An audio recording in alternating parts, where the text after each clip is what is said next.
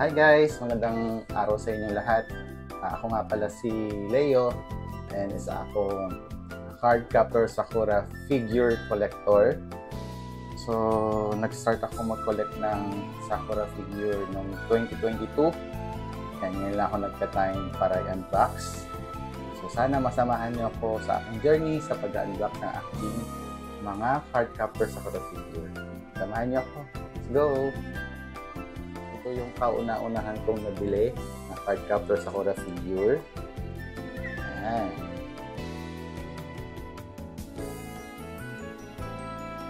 Tingnan natin kung ano po yung mga nasa loob itong figure na ito.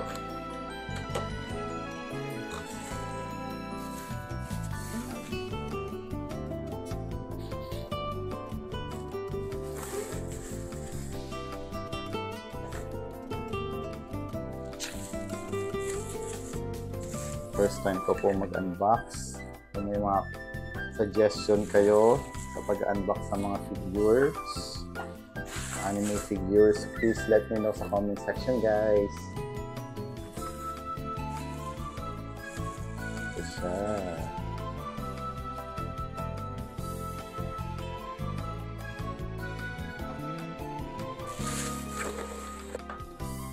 Boom.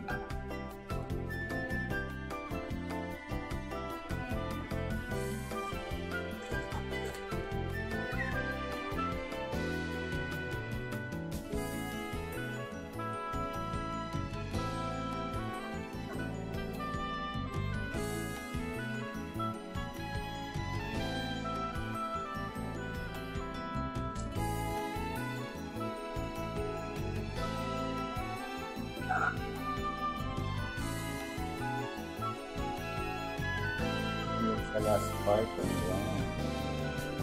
make sure lang natin na nakabit talaga siya, guys.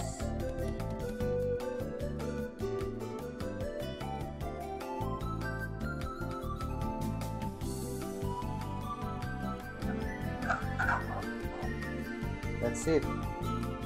Ating unang card captor Sakura figure.